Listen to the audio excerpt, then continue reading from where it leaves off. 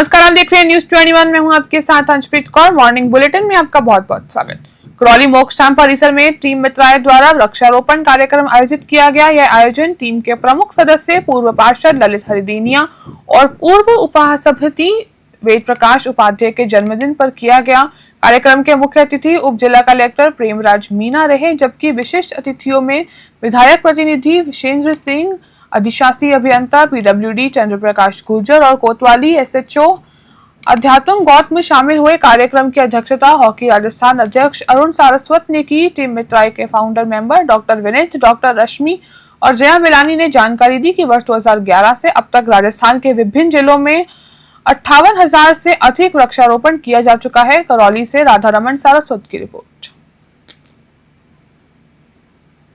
समदड़ी कस्बे में बुधवार 10 सितंबर से ओपन राष्ट्रीयकालीन क्रिकेट प्रतियोगिता का आगाज होगा। यह प्रतियोगिता स्वर्गीय चंदनबल बागरेचा की पुण्य स्मृति में आयोजन की जा रही है। आयोजक मनोज बागरेचा ने बताया कि टूर्नामेंट का आयोजन ठाकुर मनोहर करण टाइगर स्टेडियम में होगा, जो 16 सितंबर तक चलेगा। प्रतियोगिता में कुल 32 टीमें हिस्सा लेंगी। विजेता टीम को 1,11,000 नकद पुरस्कार और ट्रॉफी देकर सम्मानित किया जाएगा। उद्घाटन अवसर पर क्षेत्र के कई जनप्रतिनिधि और प्रशासनिक अधिकारी मौजूद रहेंगे। समदड़ी से मदन राणा की रिपोर्ट।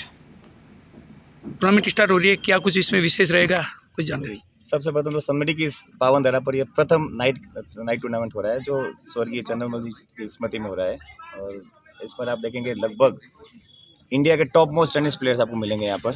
और ये क्रिकेट का महाकुंभ समझ सकते हैं आप। एक तरफ से टेनिस बॉल का महाकुंभ, जो प्रथम बार इस पूरे बाड़मेर बड़ौदा जिले का सबसे बड़ा महाकुंभ होने वाला है, जिसके स्पॉन्सर या कैसे करता धरता सब मेरे मित्र खास मनोज जी कर रहे हैं। और it is wonderful, one of the best tournament cricket में will see here in the Samdari, जिसमें लगभग 32 टीम आ रही है और लगभग इंडिया के टेनिस के सभी स्टार्स आपको देखने को मिलेंगे। 6 दिन के इस महासंग्राम में एक से एक आलीशान मैच, एक देख रोमांचक में देखेंगे आप। और मेरे साथीगण पूरी टीम के साथ, हमारी पूरी टीम है निर्णायक कमेटी में, जिसमें अजय भाई, राजू भाई, मनसा। और आप देखेंगे टूर्नामेंट समदड़ी की पावन धरा पर एक यादगार स्मृति होगी। लगभग क्रिकेट के सभी प्रेमी इसको सालों साल याद रखेंगे और लगभग भगवान ने चाहते हर साल टूर्नामेंट कराने की इच्छा है और लेट्स होप कि ये हर बार हो। टूर्नामेंट स्टार्ट हो रही है, क्या कुछ इसमें विशेष रहेगा? रेतीले धोरों से बीच निकली बेटियों ने वो कर दिखाया जो बड़े बड़े स्कूल भी सपने में सोचते हैं। बिना शारीरिक शिक्षक के सरकारी स्कूल की बेटियों ने जिला स्तरीय कबड्डी प्रतियोगिता जीतकर नया इतिहास रच दिया।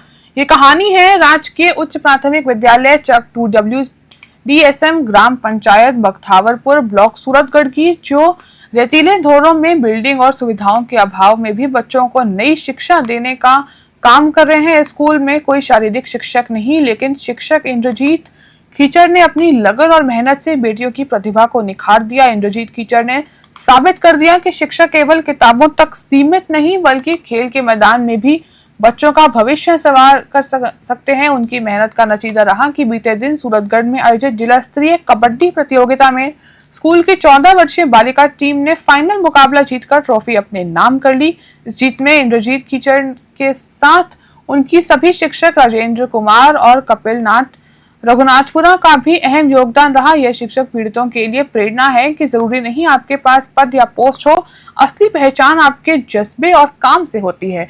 अनूपगढ़ से निशांत सतरना की स्पेशल रिपोर्ट। रावतभाटा क्षेत्र की लुहेरिया ग्राम पंचायत की लंबे समय से लंबित पडाचर पुलिया निर्माण की मांग को आखिरकार मंजूरी मिल गई। वन विभाग के एनओसी जारी होने के बाद पूरे गांव में खुशी की लहर दौड़ गई। ग्रामीणों ने इस कार्य को प्राथमिकता देने के लिए क्षेत्रीय सांसद सीपी जोशी और विधायक डॉक्टर सुरेश ठाकर का आभार व्यक्त किया। गौरतलब है कि पुलिया निर्माण की मांग वर्षों से अटकी हुई थी और भारी बारिश के दौरान पूरा गांव टापू में तब्दील हो जाता था। न्यूज 21 नेशनल ने इस मुद्दे को लगातार प्रमुखता से उठाया और ग्रामीणों की आवाज सरकार तक पहुंचाई। ग्रामीणों ने चैनल की भूमिका के लिए भी धन्यवाद दिया। अंत में ग्रामवासियों ने इलेक्ट्रिक गेस्ट हाउस पहुंचकर विधायक डॉक्टर सुरेश ठाकर का सामूहिक धन्यवाद ज्ञापित किया और मीडिया संस्थानों की सराहना की, जिन्होंने गांव की समस्याओं को लगातार उजागर कर सरकार तक पहुंचाया। रावतभाटा से मदन मीना की रिपोर्ट।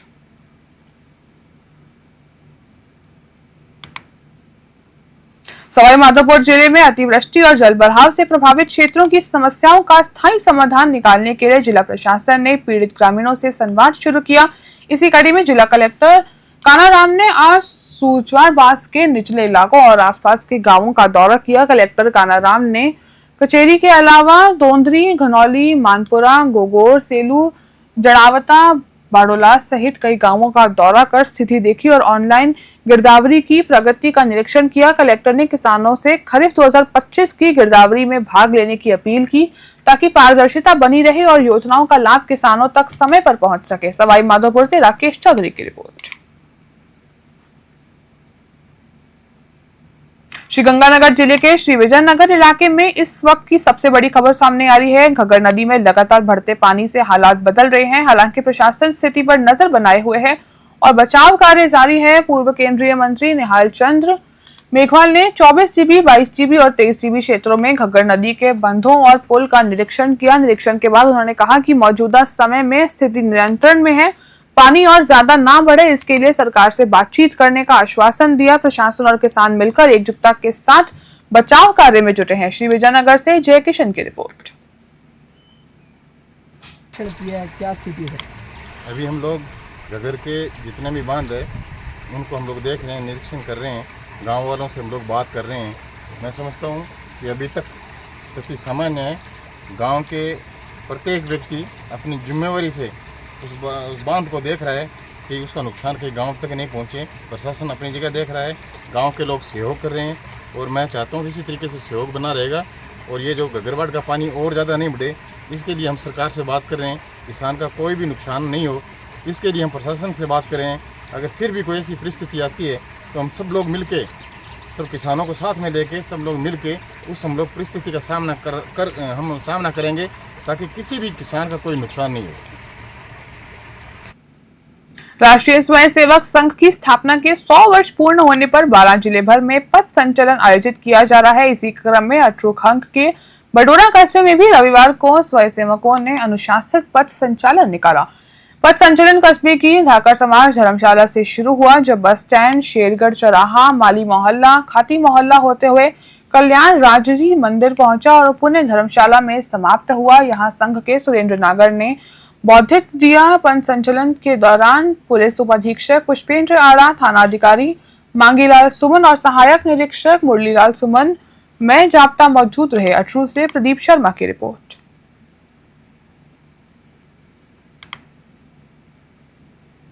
बांदीकुई में सावा नदी के तट पर एक भावपूर्ण और सांस्कृतिक महत्व का दृश्य देखने को मिला, जब विधायक भामचंद टांकड़ा ने अपनी चुनरी उड़ाकर नदी का स्वागत किया।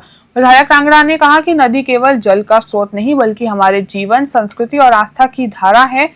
उन्होंने बताया कि नदी को मां के रूप में मानकर उसकी पूजा करना हमारी प्राचीन परंपरा और संस्कृति का अभिन्न हिस्सा है। बांदीकुई से गुमन मीणा की रिपोर्ट।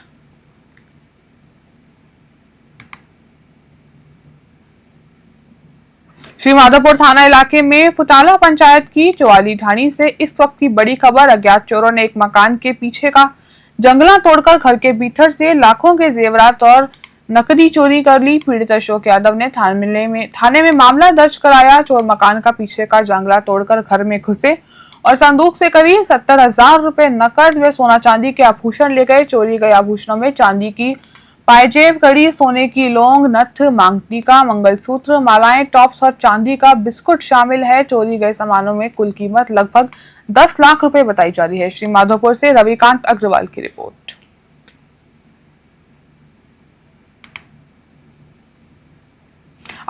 आहोर उपखंड क्षेत्र के हरजी कस्बे में इस वक्त की बड़ी खबर। वार्ड नंबर 15 में छगनलाल सुथार की दुकान से खलासा मीणा ने मकान तक सड़क नहीं होने के स्थानीय लोगों को भारी परेशानी का सामना करना पड़ रहा है। इस गली में बाबरी मीणा, गुड़लिया लोहार और जोगी समाज के लोग निवासरत हैं। बरसात के मौसम में सड़क न होने के कारण बच्चों को स्कूल जाने में खास दिक्कत आती है।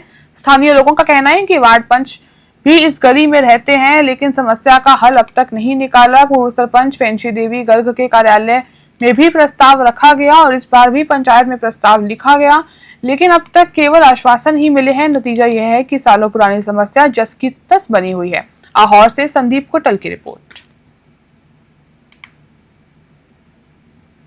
इस मोहल्ले में वार्ड संख्या 15 के मैं वार्ड पंच हूँ असलाराम बावरी और इस इस वार्ड में मतलब आज की समस्या नहीं है, कई सालों से समस्या है।